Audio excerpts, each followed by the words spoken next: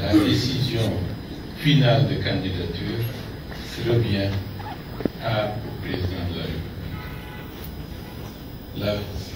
Si la Constitution le lui permet, à partir de ce moment-là, en toute objectivité, il n'y a aucune raison de le lui refuser. C'est QFD. Maintenant, le regard par le rétroviseur, c'est le bilan qui parle. Quel est le bilan du général Mamadi Doumbouya? Ce bilan, comment est-il perçu par la population? C'est ça qui est fondamental. Et sans contexte, le bilan parle de lui-même. Et l'immersion qui a été faite, sans rentrer dans des trucs comment dire, manipuler, non. Les populations estiment qu'il y a un espoir. Qu'il y a un espoir que ce qui est en train d'être fait peut s'améliorer et décupler dans le temps. Dans les domaines les plus variés possibles. Mais par contre, en 2009, on allait tout droit au gouffre. Et je dois dire que la presse doit faire un effort, disons, pour placer les éléments dans leur véritable contexte. Il ne s'agit pas d'aligner des faits qui semblent similaires et dire que c'est la même chose. Le troisième mandat est dans la même logique que ce qui était envisagé en 2009. Le peuple est souverain.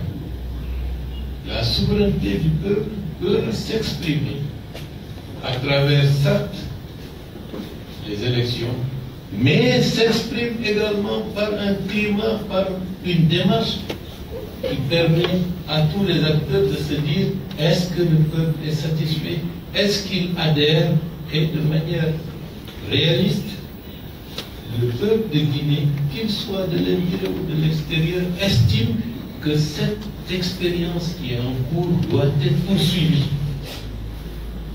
Et pour le poursuivre, il faut la stabilité. Et pour qu'il y ait la stabilité, des hommes et des femmes incarnent cette stabilité.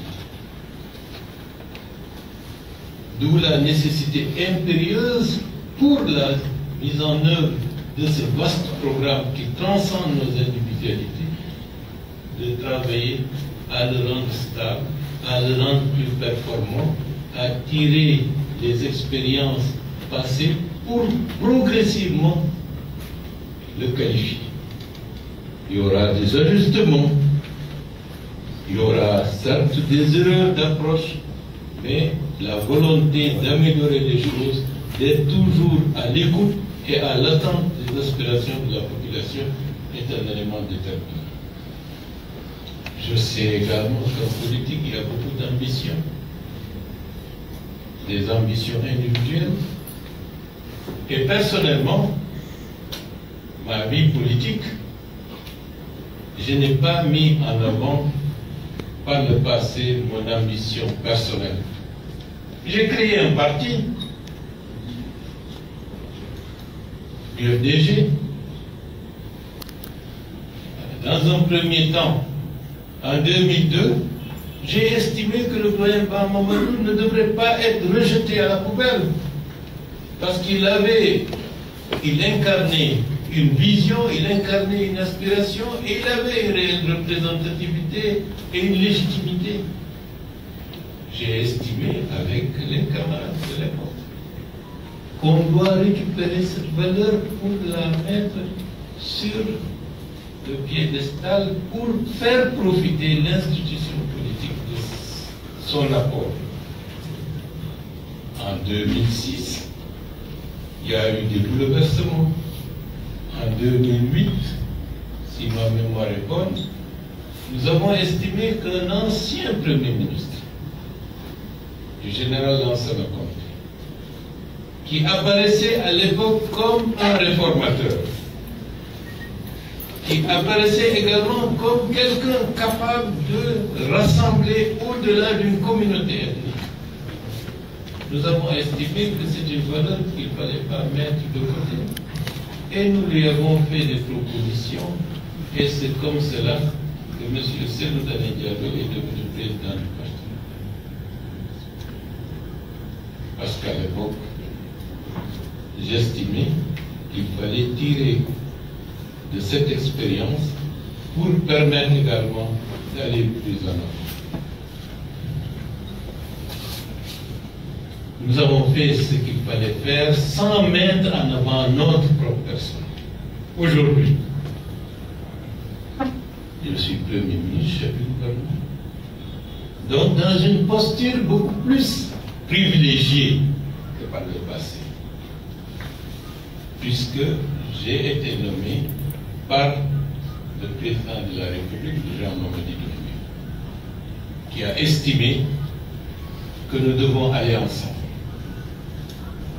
Et le travail que nous sommes en train de faire est un travail qui m'honore et qui reflète fondamentalement mes convictions depuis des décennies et des décennies.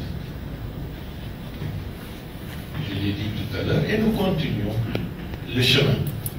Et avec l'aide de Dieu, pour le pays, pour la population guinéenne, nous ferons le maximum pour que dans un proche avenir, que la Guinée soit ce qu'elle aurait dû être depuis le début, la locomotive économique de l'Afrique de l'Ouest. Des chantiers sont engagés. Le Simandou est en cours. D'autres projets aussi vont être engagés dans ce sens. C'est très important de le dire que ce n'est pas le même contexte, même s'il y a en apparence des similitudes. L'inscription des massifs de Fouta Djallon comme patrimoine mondial